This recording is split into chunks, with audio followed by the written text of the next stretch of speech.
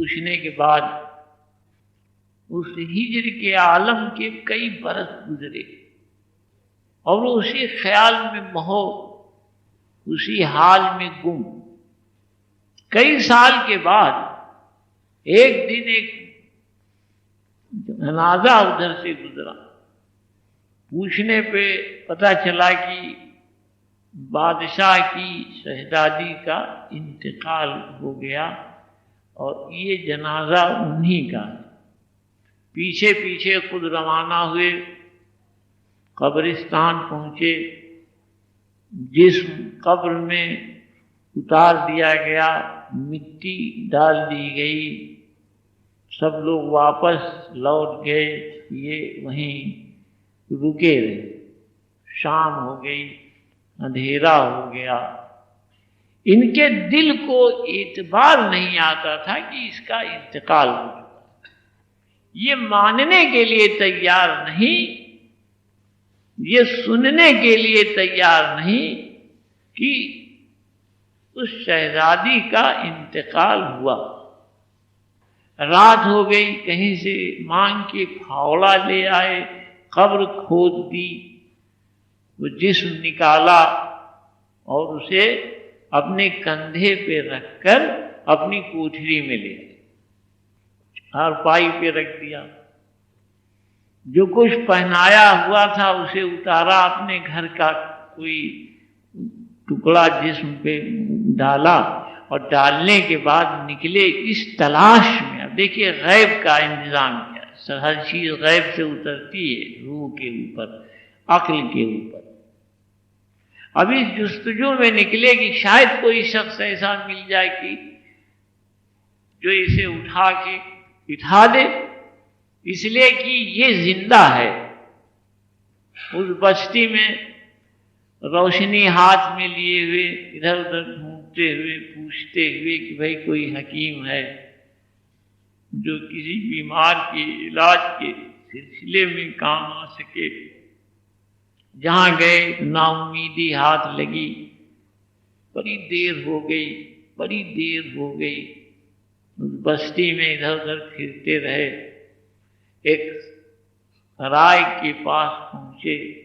اس سرائے کے قریب پہنچ کر لوگوں سے پوچھنے لگے، تو کسی نے کہا کہ ابھی ایک بہت زبردست فقیر صوفی بزرگ جو حکیم بھی ہیں تشریف لائے، اپنا اسباب اتروا رہے ہیں اور اسی سرائے میں ٹھہرے ہیں۔ یہ لپک کے سرائے کے اندر داخل ہوئے۔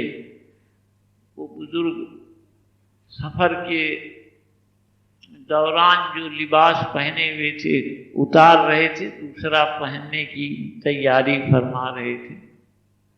انہوں نے جا کے بہت عاجزی سے عرض کیا کہ حضور میں نے سنا ہے کہ آپ حکیم بھی ہیں۔ انہوں نے کہا بھائی کوئی کام ہو ہمارے لائق تو بتاؤ۔ انہوں نے عرض کیا کہ حضور ہمارے گھر تک اگر آپ تشریف لے چلیں، اور ایک بیمار ہے اسے آپ دیکھ لیں۔ اب یہ دیکھیے جو دوسروں کے لیے زندہ رہنے والے لوگ، انہیں اب اس کی فکر نہیں ہے کہ کتنا لمبا سفر طے کر کے آ رہے ہیں، اور آرام کرنے کی ضرورت تھی، اور ہاتھ منہ دھونے کی ضرورت تھی، اور کپڑا اتارنے کا خیال تھا، چارپائی پہ بیٹھنے کا خیال تھا، یا پانی پینے کا خیال تھا، یا تھکاوٹ دور کرنے کا خیال تھا۔ اب یہ سب کچھ خیال میں نہیں ہے، ان کے سامنے صرف ایک مسئلہ ہے کہ شخص کے گھر تک پہنچ کر اس مریض کو دیکھ لیا جائے جس کے لیے یہ بے چین اور بیتاب پھر رہا ہے۔ انہوں نے کہا کہ اچھا ٹھیک، ساتھ ہو لیے۔ چھوٹی سی کوٹھری تھی جس میں ان کا قیام تھا، اندر داخل ہوئے۔ انہوں نے کہا کہ صاحب یہ بیمار ہے۔ قریب گئے، نبض دیکھا، باطن کی طرف دیکھا تو خبر ملی کہ اس کا انتقال ہو چکا۔ پورا واقعہ منکشف ہوا کہ یہ شخص اس قبر سے نکال کر یہ جسم لے آیا ہے اور اس وجہ سے لے آیا ہے۔ اب جب وجہ سامنے آئی تو پھر وہ بیٹھ گئے، انہوں نے عرض کیا کہ اس کی روح لوٹا دی جائے اور کچھ دنوں کی عمر میں اضافہ فرمایا جائے۔ بات قبول کر لی گئی غیب میں، ذرا سی دیر میں اس جسم میں حرکت پیدا ہوئی، وہ جسم اٹھ کے بیٹھ گیا۔ انہوں نے صرف اتنا کہا کہ ہم چاہتے ہیں کہ تمہارا نکاح اس سے پڑھا دیں اور تم لوگ ساتھ رہو۔ تھوڑی دیر کے بعد وہ رسم انجام پا گئی، وہ بزرگ وہاں سے رخصت ہو گئے۔ کچھ دنوں کے بعد حضرت ابراہیم بن ادہم کی پیدائش ہوئی۔ یہ ایک دن 5-6 سال کی عمر کو جب پہنچے تو کھیلتے ہوئے بادشاہ کے محل کے نیچے پہنچ گئے۔ لڑکی کی ماں اوپر سے دیکھ رہی تھی، اس کو اپنی لڑکی کی شکل اس لڑکے میں نظر آئی، وہ بےتاب ہو گئی اور اس نے سپاہیوں کو بھیج کے اس لڑکے کو بلوا کے پوچھا کہ تم کہاں رہتے ہو گے؟ اس لڑکے نے بتایا کہ فلاں محلے میں رہتے۔ سپاہی بھیجے گئے، ان کے باپ آ گئے، ان سے بیگم نے بادشاہ کی ملکہ نے پوچھنا شروع کیا، بھئی اس لڑکے کے اندر ہماری لڑکی کی شکل نظر آتی، ہمیں یہ شبہ ہے کہ حالانکہ اس کا انتقال ہو چکا تھا، آپ بتائیں کہ کیا یہ درست ہے؟ حضرت ابراہیم ادہم کے والد صاحب نے فرمایا کہ جی ہاں یہ درست، یہ آپ کی لڑکی کا ہی سے پیدا ہوا ہے اور یہ واقعہ ہوا تھا، اور اب آپ کی لڑکی کا انتقال کا 5 سال زندہ رہی اور پھر انتقال۔ بادشاہ آ گئے، ان کے سامنے سب واقعہ بیان ہوا۔ بادشاہ نے پوچھا کہ بھئی کہاں کے ہیں آپ، گھر کہاں ہے، مکان کہاں ہے، رہنے والے کہاں کے ہیں؟ تو اب یہ اس بات پہ خاموش ہو۔ بادشاہ نے کہا کہ بھئی یہ تمہیں بتانا پڑے، یہ بلا پوچھے ہوئے ہم نہ مانیں۔ تو کچھ دیر کے بعد انہوں نے کہا کہ یہ اس طرح سے وہ جو ریاست ہے وہ آپ کے پڑوس میں، وہاں کے بادشاہ سے میرا یہ رشتہ ہے، لڑکا ان کا۔ اسی وقت انہوں نے وہاں خبر بھیجی، وہاں سے لوگ آئے، اپنے لڑکے کو پہچانا، اور پہچاننے کے بعد ان سے ضد کی کہ اب آپ وہیں تشریف لے چلا۔ بہت کچھ کہنے سننے کے بعد گئے۔ لڑکی کی ماں نے ان کی پرورش اپنے یہاں کی، تو کہا کہ ابھی ہمارے یہاں رہیں۔ تو بادشاہ کا جب انتقال ہوا لڑکی کے باپ کا، تو ان کی جگہ پر ان کو حکومت دی گئی تھی، سلطنت دی گئی تھی۔ لیکن میں نے بتایا کہ چونکہ ان کی نس نس میں عشق سمایا ہوا، رگ رگ مٹی گوندھی گئی تھی عشق سے، تو یہ بے چین رہے، وہ ماحول ان کو راس نہ آیا۔ غیب سے ہدایت ہوئی، ایک دن گھر چھوڑ کے نکلے، سلطنت چھوڑ کے نکلے، وہ لگژری چھوڑ کے نکلے، نیسیسٹیز چھوڑ کے نکلے۔ اب یہ لا حاصلی کا مقام ہے کہ کچھ پتہ نہیں ہے کہ آگے کیا ہوگا، ہر ایک قدم پہ پوچھتا ہے یہ دل بھی عجب دیوانہ ہے کہ ختم یہی ویرانہ ہے کہ آگے بھی ویرانہ ہے، کچھ پتہ نہیں۔ دن بھر چلتے رہے، کوئی سامان ساتھ نہیں، کوئی اسباب ساتھ نہیں، کوئی امید نہیں، سفر کا ٹھکانہ کہاں، منزل کہاں، اس کا کچھ پتہ نہیں، صرف سفر۔ اور اس حالت میں شام ہو گئی، اندھیرا ہو گیا، جنگل شروع ہو گیا۔ حضرت ابراہیم بن ادہم بہت گھبرائے کہ اب جنگل شروع ہو گیا۔ بستیاں ہوتی تو بات نہیں تھی، ہمت قائم رہی، حوصلہ قائم رہا کہ اچانک ایسا لگا کہ کسی نے پیچھے ہاتھ رکھا پیٹھ پہ۔ انہوں نے گھوم کے دیکھا تو وہی شخص جو رات کے وقت کسی دن تشریف لائے تھے چھت پہ، اور انہوں نے کہا تھا کہ میں اپنا اونٹ ڈھونڈ رہا ہوں۔ ان کی طرف دیکھنے لگے، انہوں نے کہا کہ پریشان ہونے کی ضرورت نہیں ہے بھائی، میں آپ کے ساتھ ہوں۔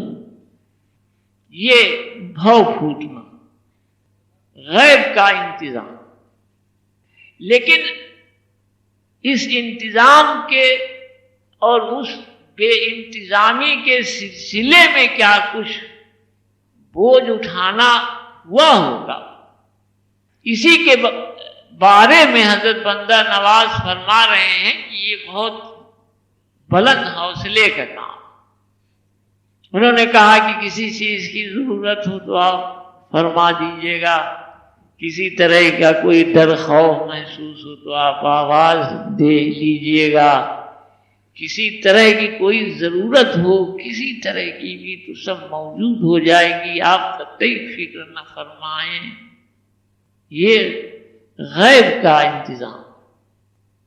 لیکن جب سفر شروع ہوا تھا تب کوئی انتظام موجود نہیں تھا، نہ کسی نے کچھ کہا تھا، نہ کسی نے کوئی ایگریمنٹ کیا تھا، نہ کسی نے کوئی خبر دی تھی کہ آپ کا یہ انتظام ہو جائے گا، آپ کے لیے یہ ہوٹل موجود رہے گا، وہ دھرم شالہ موجود رہے گا، آپ ٹرین سے وہاں پہنچیے گا اور وہاں اتر جائیے گا، اور اس طرح سے یہ کھانا رہے گا، یہ دعوت رہے گی، یہ پکنک رہے گی، یہ ریکریشن رہے گا، ایسا کچھ نہیں تھا۔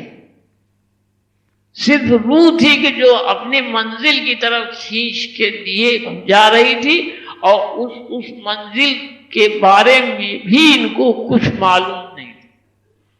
اب آپ لوگ خود سمجھدار ہیں، میرا خیال ہے کہ اس کے آگے کا تو آپ لوگوں کی سمجھ میں خود ہی آ گیا ہوگا، کیوں بھائی نیاز صاحب؟ کیا آیا آپ کی سمجھ میں اس کے آگے؟ حضور سمجھ میں یہی آیا کہ پہلے سارا نچوڑ حضور کی اس راستے میں ہمت بلند چاہیے، کیا ہوگا کیا نہیں۔ اچھا، باطن اگر موجود ہے، کسی میں جوہر موجود ہے تو پھر ہمت رہتی ہی ہے، اس کے لیے زور لگانے کی نہیں ضرورت، کوشش کرنے کی نہیں ضرورت، پیدائشی وہ چیز اس کے اندر ہوگی ہی۔ آیا آپ کی؟ جی جی۔ اور تو حضور وہ شروع سے بتائیں جہاں سے آپ نہیں مختصر ہم نے کہا تھا آپ سے کہ اس کے آگے اب آپ بتائیں۔ حضور جس کے پاس جس خمیر میں رگ میں عشق موجود ہوگا، تو جیسے جس پیڑ کا بکلا ہے اسی میں وہ چپک جائے گا، اسی میں مل جائے گا کہ یہ اسی پیڑ کا ہے، اسی طریقے سے وہ اگر گھر سے نکلے گا موجود ہے تو غیب مخاطب کر کے روح وہاں تک پہنچا دے۔ اگر وہ اس خمیر کا نہیں ہے تب کسی روح سے جڑے، کسی زمین پر جو باطنی کا ہو اس کے ذریعے اس کی خدمت میں پہنچے عاجزی ادب کے ساتھ، اور وہ جو حکم بتائے اس کو ہر حال میں خدا کا حکم سمجھے، اس پر صابر و قائم رہے، پھر اس کے توجہ سے پھر وہ پہنچ جائے۔ اور قدرتی خمیر رکھ کر آیا وہ تو ہر حال میں غیب مخاطب ہو. نہیں ٹھیک کرنا ایسا ہی واقعی کیوں اجمل صاحب آپ ان کے بیان سے متفق ہیں؟ جتنے بھی حضور کاملین بزرگ ہوئے ہیں، ولی اولیاء اکرام، کامل مکمل اکمل، سب کا پہلے سے موجود، ایک کپ لے آئیے بغیر جوہر کے، بغیر تقدیر دیے ہوئے اجل سے وہ نہیں ہو سکتے اس طرح سے. تو خاص چیز تو یہی ہے جوہر، تو روح کے ساتھ موجود ہے. میرا اپنا خیال یہ رہا ہے کہ جو بھی اس راستے سے کی طرف آیا، چاہے وہ جس صورت سے بھی آیا ہو، جی تو اس کے اندر جوہر ہوگا جی، ورنہ پھر ہرگز نہیں آتا. آپ دیکھیں تمام دنیا بھری اربہا کھربہا آدمی ہے، کوئی دھیان نہیں. اب یہ جوہر کس ڈگری پر ہے، بس خالی اتنا سا فرق ہوتا ہے، فرق اتنا. اور یہ کہ مقدر نے کیا لکھ رکھا ہے اس کے لیے، کتنی گنجائشیں رکھی ہیں، کتنی چیزیں رکھی ہیں کہ اسے باندھ لے یا چھین لے، یا کتنے دشمن لگے ہوئے ہیں غیب کے اور زمین کے، اسٹار ستارے یہ تمام ایک آدمی کے ساتھ کتنے تام جھام لگے. نیاز صاحب نے جو فرمایا وہ بات بہت درست فرمائی کہ آدمی ریاض کر رہا ہو غیب سے، یا جو مرشد ہے اس کی توجہ، اس کی نگاہ اور غیب کی طرف سے رحم اترتا ہے. پرورش کچھ دنوں کے بعد کیا شروع سے ہی ہوتی ہے، اس سے ظاہر نہیں ہوتی. باطن میں آنے والے کی پرورش تو آتے کے ساتھ ہی شروع ہو جاتی. لیکن وہ پرورش جس کو کہتے ہیں بھوک پھوٹنا، وہ بہت ایک عرصے کی بعد آتی. یہاں بھوک پھوٹنے کی گفتگو تھی خالی. یہ مقصد نہیں تھا کہ کوئی پرورش نہ ہوگی یا دھیان نہ ہوگا یا اس کی طرف کوئی مخاطب نہیں ہوگا. آیا سر اس مقام کی بات ہو رہی ہے جہاں پہ اصلی باطنی پرورش ہوتی. اب اس کے سامنے بھی وہ انتظامات سب ہیں، اسے محسوس ہو رہا ہے، اسے معلوم ہو رہا ہے کہ یہ انتظام غیب سے ہوا، یہ انتظام غیب سے ہوا، یہ انتظام غیب سے. اس مقام میں بہت دیر لگتی، ورنہ داخل ہوتے ہوئے اگر سچائی کے ساتھ کوئی شخص جڑا ہو باطن کی زندگی سے، تو داخل ہوتے ہی جڑتے ہی سچائی کے ساتھ پرورش کے انتظامات شروع ہو جاتے ہیں. لیکن اسے محسوس نہیں ہوتا کہ یہ انتظام غیب کی طرف سے ہو رہا ہے کہ دنیا کی طرف سے ہو رہا ہے، این کی طرف سے ہو رہا ہے کہ آں کی طرف سے. ویسے سچائی کے ساتھ میں سرکار اگر جڑا ہوا ہے تو کچھ عرصے کے بعد محسوس کرنے لگتا ہے ہاں کہ بھائی اب انتظام جو ہے وہ قدرت سے ہی ہو رہے ہیں. ہاں تو غیب سے جی بالکل صاف نظر آتا ہے اس شخص کو جو سچائی سے. لیکن وہ انتظام الگ ہے نا، وہ جس الگ کی جی گفتگو ہو رہی تھی، وہ انتظام. وہ اور جو آدمی جڑے گا اس کے اندر یہ خاصیت ضرور ہوگی کہ وہ کچھ نہ کچھ سیکریفائز کرنے کے لائق ہوگا، چاہے وہ جس انش میں ہو، بھائی وہ 0 میں ہو یا 1 میں ہو یا 2 میں ہو یا 3 میں، اس میں کوئی نہ کوئی ضرور کہیں نہ کہیں ذرا سا ذرہ ضرور ہو جو اس راستے کی طرف دھیان دے دے یا گھوم جائے یا جڑ جائے، اپنے کو سچائی کے ساتھ جوڑ لے. اس میں یہ عنصر ضرور ہوگا. ہم کبھی کبھی دیکھتے ہیں ادھر سے شام کو آتے ہیں، سنیما دیکھنے والوں کی بڑی بھیڑ ہوتی ہے، تو اب مجمع نکلتا ہے کہ راستہ نکلنا کچھ دیر کے لیے مشکل ہو جاتا ہے. تو ہم نے کبھی کبھی سوچا کہ ان لوگوں سے اگر کہا جائے باطن کے بارے میں یا باطن کی زندگی اختیار کرنے کے بارے میں تو سننے کے لیے بھی نہ تیار ہے۔ تو وہ آدمی جو سن رہا ہے یا جو آدمی جو پرکھ رہا ہے، تو آپ یہ یقین مانیں کہ اس کے اندر وہ عنصر ضرور موجود ہے، وہ جوہر ضرور موجود ہے، اب وہ جس ڈگری پہ ہے یہ تو الگ ہے۔ حضرت ابراہیم بن ادہم والی ڈگری پہ ہے کہ عام ڈگری پہ ہے، وہ ایک چیز ہے۔ اچھا، تو اب یہیں پہ ختم کرتے ہیں ہم، پھر زندگی ہے، پھر ہم لوگ بھائی اکٹھا ہوں گے۔ سوال ہے۔